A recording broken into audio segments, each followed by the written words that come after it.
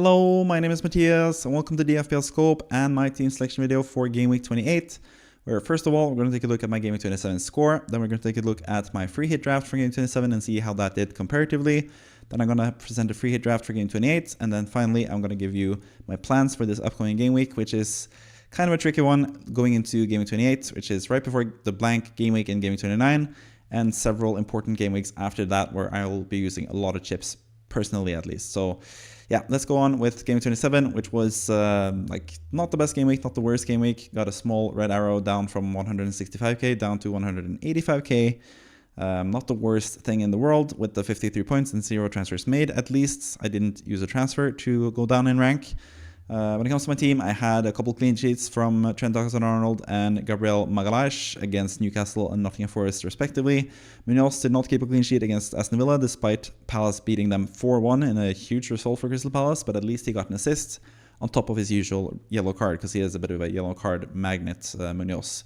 When it comes to my midfield, the whole thing going into the game week was Salah versus Palmer, Salah versus Palmer, Salah versus Palmer. Who is the best captaincy choice? I stood firm with Salah as my best captaincy pick, and Palmer, I was feeling pretty smug after Palmer blanked, despite having pretty big chances to score. Just a mixture of unlucky and not being in completely good form for Palmer. Made sure that he blanked, only got 3 points. I felt like I was going to get at least ahead with Salah as my captain, and I did that because Salah did get an assist and a clean sheet as well, so he got 6 points. But it wasn't really the big boost that I was hoping for. If Salah had scored, for example, I probably would have had a green arrow. That's the margins of this game week. But I should at least just be happy that he outscored Palmer at least. That was the main goal for this captaincy, and sticking with Salah. As I've told you previously in previous videos as well, I'm just going to stick with Salah as captain unless he has a blank game week or someone else has a double game week and he doesn't. So that's just going to be my policy for the end of the season. He is chasing every record. Liverpool are trying to win the league as fast as possible. So at least for the foreseeable future, I see no reason to captain anyone else but Salah, and that's what I'm going to continue doing as well. So that's a bit of a spoiler for what I'm going to do for Game Week 28, which is what most people are going to do in Game Week 28 because he has a much more favorable fixture compared to Palmer this upcoming game week, basically.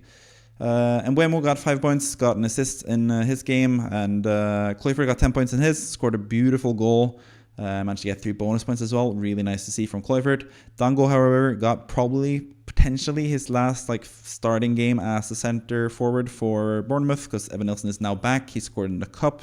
He's looking pretty good, so not quite sure about Dango long term. He looked like a really nice short-term prospect, but he hasn't really delivered the goods either since I brought him in. So yeah, a bit of a shame there with Dango because I am a pretty huge fan of his, but yeah, it seems like his days as a prime FPL option are kind of numbered currently. When it comes to the strikers that I had Cunha against Fulham. He played the full 90 minutes there and didn't really do much, and that's the opposite of what he did in the cup when he scored a beautiful goal and then got another red card for violent offense, and he's now going to be suspended for at least 4 games. It seems like. So yeah, he's a bit of a dud. I've kept him for so long as well. It's so annoying to see Cunha go out like this after I had him for such a while. He was really good earlier in the season. Then I kept him when most people went for Wood or Mateta, and I'm really upset that I didn't do that switch myself. I really like both those players and was considering them, but I just stuck with it for Cunha because I figured he would have really good fixtures from this point onwards in the season. And now he is going to blank the next 4 games. Because of the stupid red card. So yeah, Cunha, pretty upset with him overall. Gakpo also came in as my sub because Isak was all of a sudden not playing.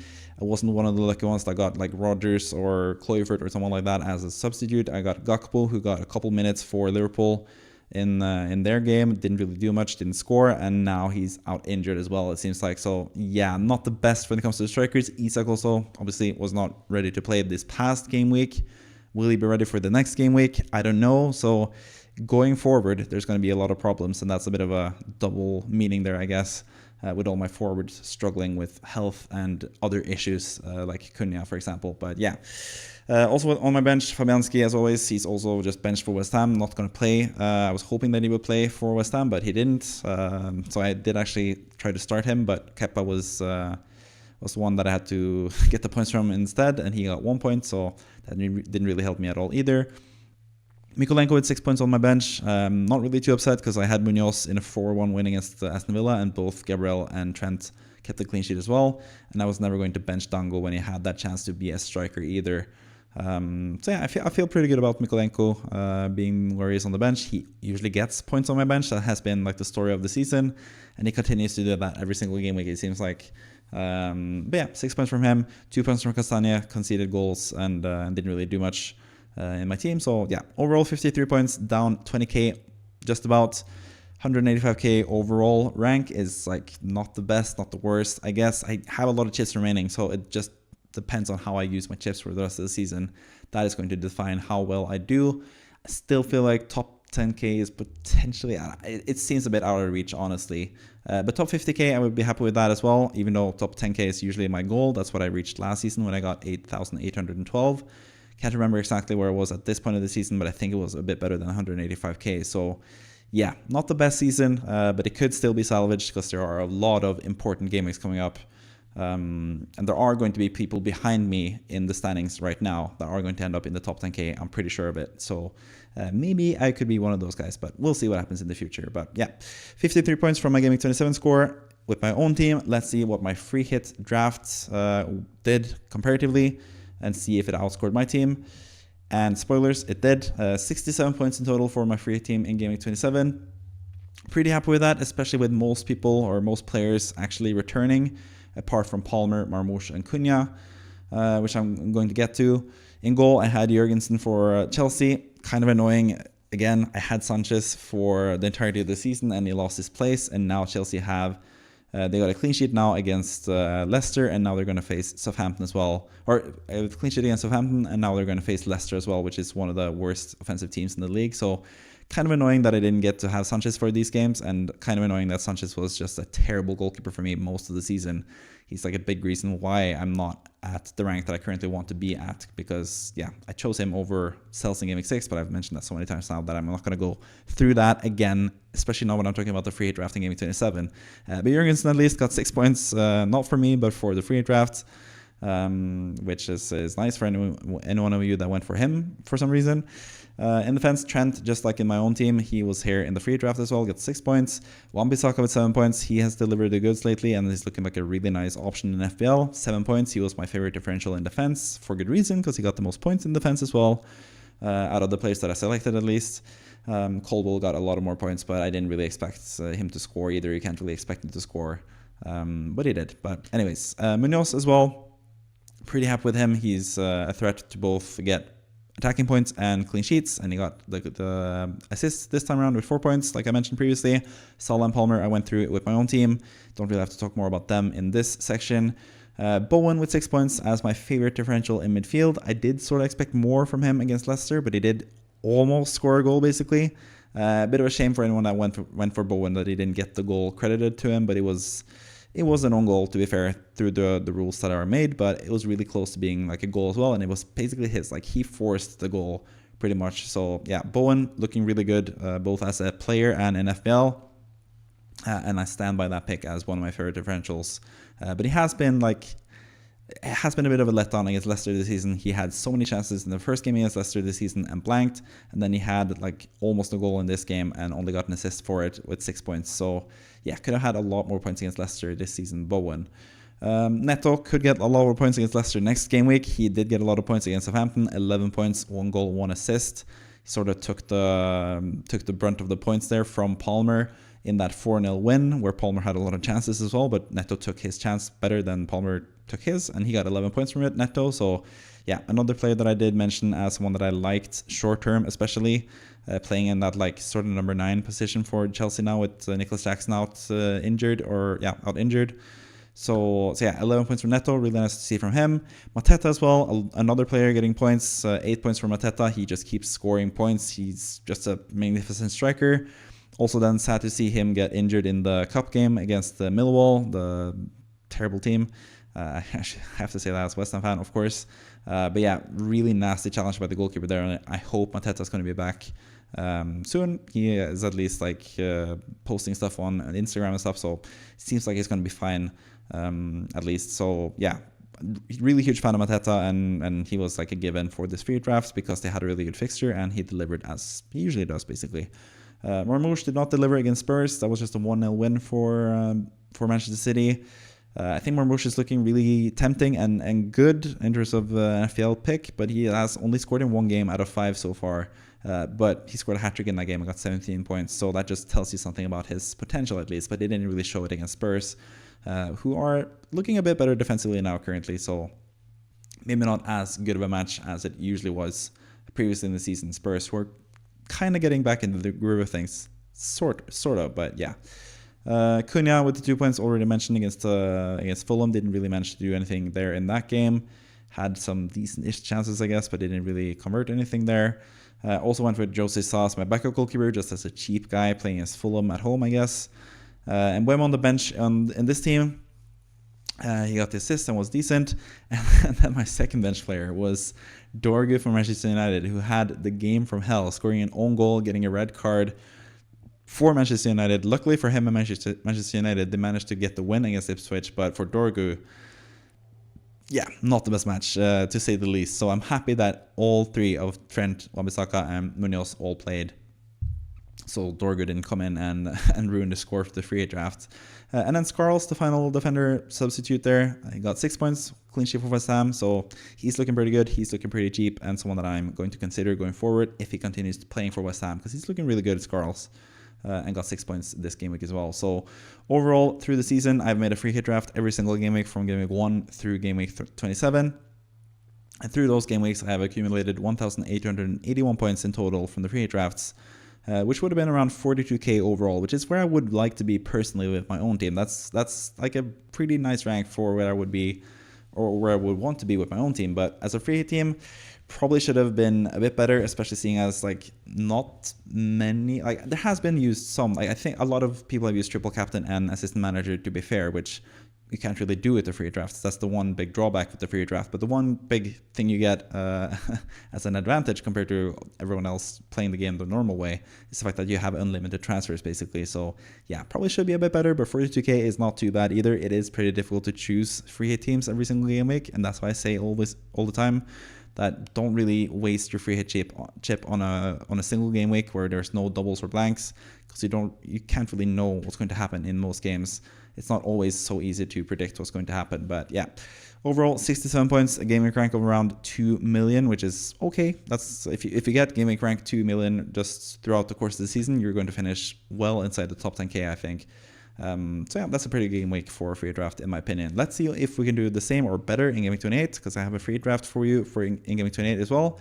If you for some reason want to use the free hit in the game week before a blank in a single game week where there is no doubles either to play for. But yeah, I'm going to provide you the best free hit draft every single game week, just to show you basically the players, if you are looking for like a 1 week punch or something like that, which is kind of the case for me, because I'm looking to, well, I'm not free hitting in 29, so I am looking for a 2 week punt sort of, but I'm looking to wildcard in game week 30 most likely. So yeah, short-term picks are pretty interesting to talk about, and that's what I'm going to do with the free draft for game 28. So let's go into it.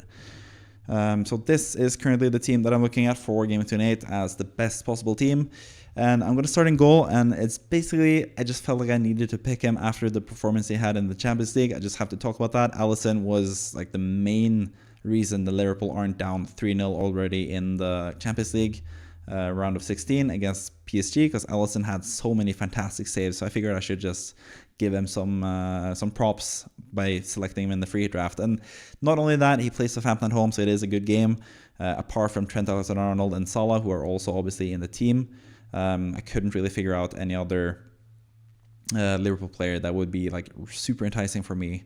So Alisson makes it in goal there as well. Trent, like I mentioned, against Southampton at home, easy fixture for him. I quite like him in general, especially with those easy fixtures. Gabriel against Man United. Man United have not looked the best offensively for a long while, and Arsenal have looked pretty good defensively lately. So yeah, I think Gabriel has a decent chance of getting points there. Also, set pieces. Man United aren't the best at set pieces, both defending or attacking. So I think Gabriel has a decent chance there. He had a pretty decent chance in the Champions League as well, where he had like a free header on the back post. So yeah, I think that goal will come at some point now, and Gabriel will remind everyone how good he is offensively. And then finally, Munoz as well. Really happy with him. Trent, Gabriel, Munoz. You might recognize them from a certain team. I quite like all 3 of them this game week especially. So Munoz fulfills the backline there. Against Ipswich at home, really good fixture. Palace are in terrific form. Munoz is, like I said previously, providing the goods offensively and defensively. So yeah, he's a pretty easy choice for free hit drafts with such a good fixture. Salah is my captain. Don't really have to talk too much about that. Southampton at home, that's the easiest game of the season. Just depends if they want to rest him. He did get 5 minutes of rest against PSG, but they do play PSG now in the upcoming week as well. So maybe they want to rest Salah for that PSG return game, because judging by the first game, that's going to be a difficult game for Liverpool. But yeah, I don't really worry too much about the captaincy. Just going to go with Salah. This might be the game week where Palmer like really turns it back on again. And this is where, honestly, like the captaincy is sometimes like that, where you captain someone one week and it doesn't work out, but it also could, I sort of phrased that the wrong way, but I think Palmer, if he had like banged last game week and had like 14 points, a lot more people would be willing to captain him this game week. And this might be the game week where he actually scores a lot of points. So if you want to take a punt on that, I don't completely blame you, especially with the PSG Salah thing in mind. But yeah, just stick to Salah. That's just a simple rule of FPL. Always captain Salah. Don't go fancy. That's a saying that has been used by a different Norwegian than me before. But yeah, Mbuemo. Again, Aston Villa at home. I think Aston Villa, like we saw against Crystal Palace, they are there for the taking. You could definitely score several goals against them.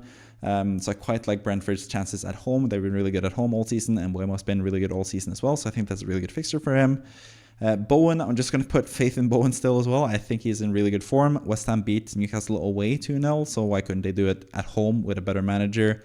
And with Newcastle having so many issues, Lewis Hall now out injured as well, going to make things a lot easier for Bowen, I would assuming he plays against like potentially Dan Burn, but probably Livramento actually. So yeah, but still, Bowen, really good form. West Ham are resurgent now under Graham Potter, and Newcastle are sort of a wounded animal at this point.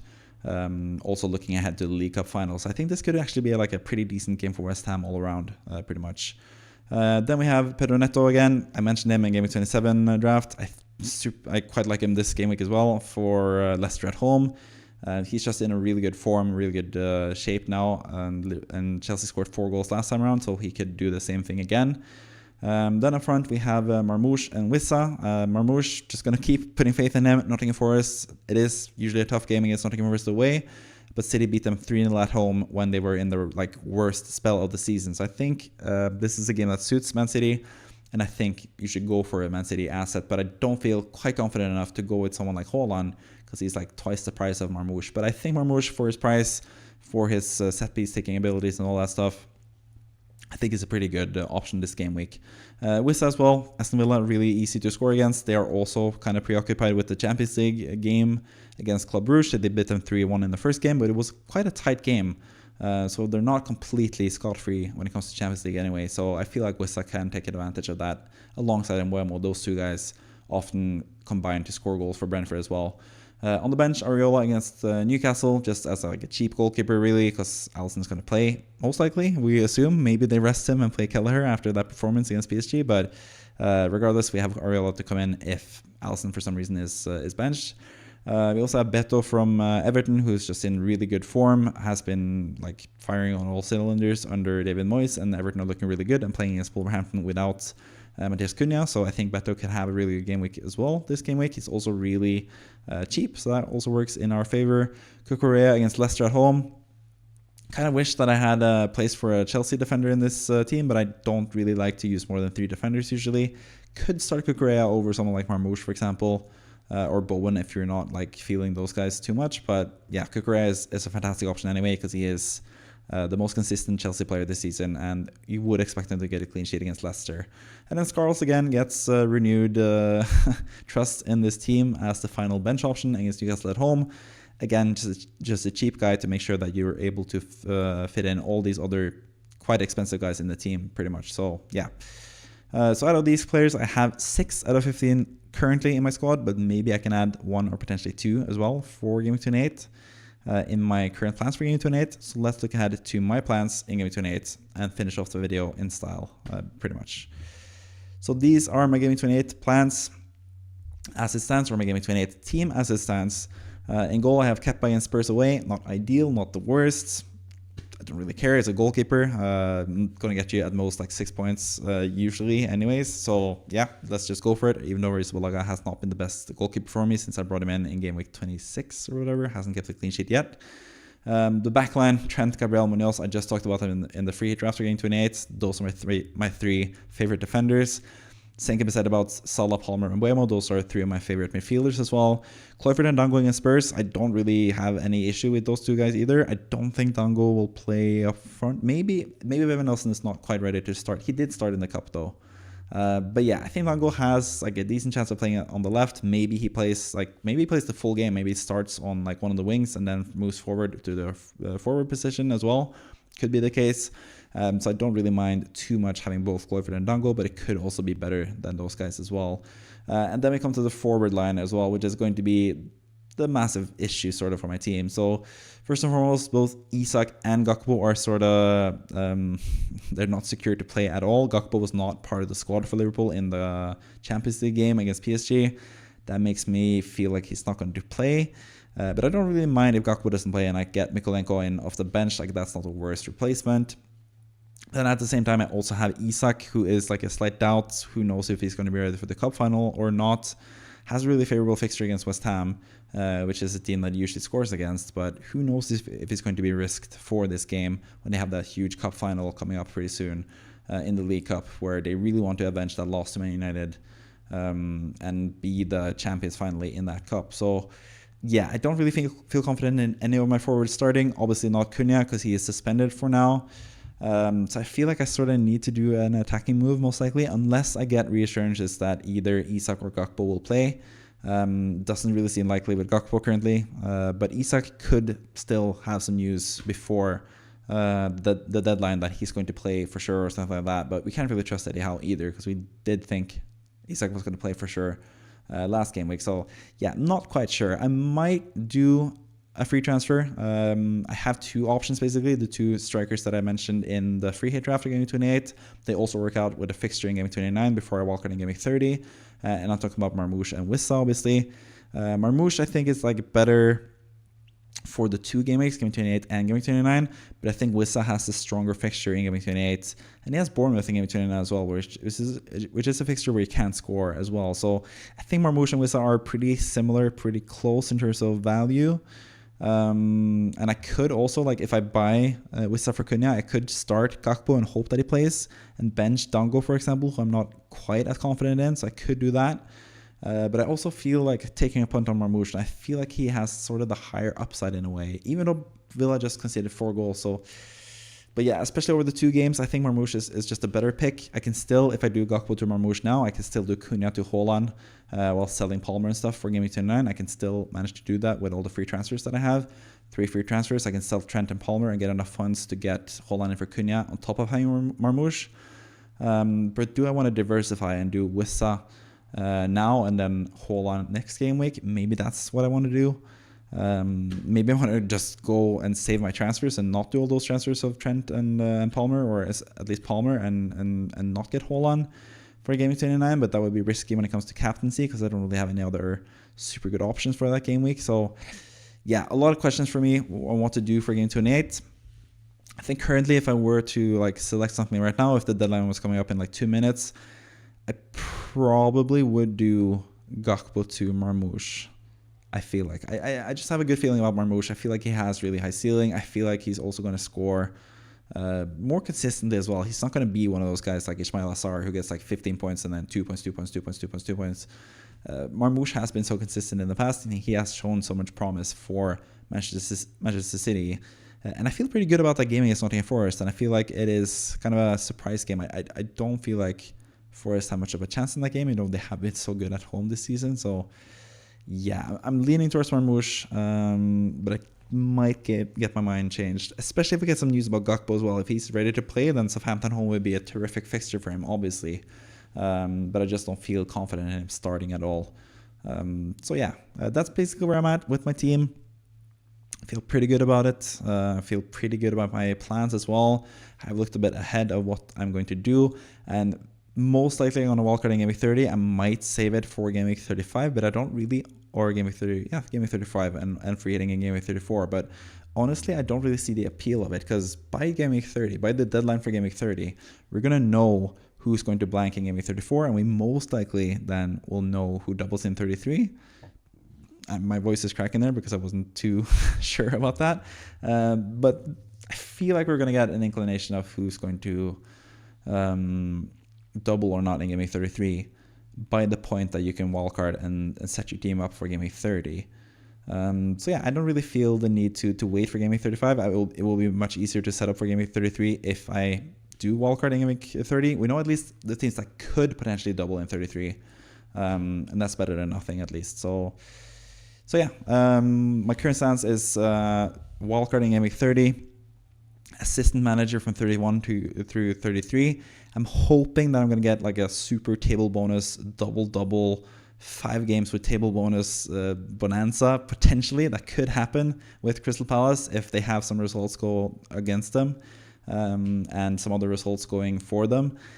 They could have like at least a couple like table bonus matches, but yeah, they could. I think theoretically you can still have Palace go through in the cup, do kind of badly at the start in the league, and then for Game Week 31 onwards, they can just have game after game where they get a table bonus with a decent chance of getting points at least. So yeah, that's what I'm hoping for. But I'm gonna wait and see when it comes to assistant manager as well, and whether I do that or whether I do like a bench boost or something like that in between. But I think I'm going to prioritize assistant manager in those early game weeks. But we'll see how the game weeks play out, and we'll get a lot more information by the time Game Week 30 rolls around, basically. But now I'm talking about the future. I'm going to talk about that in future videos, so don't worry. I'm going to leave it there when it comes to this video. Kept it for under half an hour at least, so yeah, pretty happy with that with the video in general. Felt like I've covered most things, but if there's something that I didn't cover, please let me know down below in the comments. If there's anything else you're wondering about, please let me know in the comments section, and I'll try to get back to you. I usually respond to most or all comments most of the time. But yeah, so make comments down below in the comment section, like the video, subscribe if you haven't already, and all that stuff. Thank you for watching. I wish you a good weekend. Finally, FPL is back as well for, yeah, it's been a while now because we've had some cups and stuff in between. So looking forward to that for this weekend. I hope you enjoyed the video, like I've said a couple times already, and I'll see you next time. Bye-bye.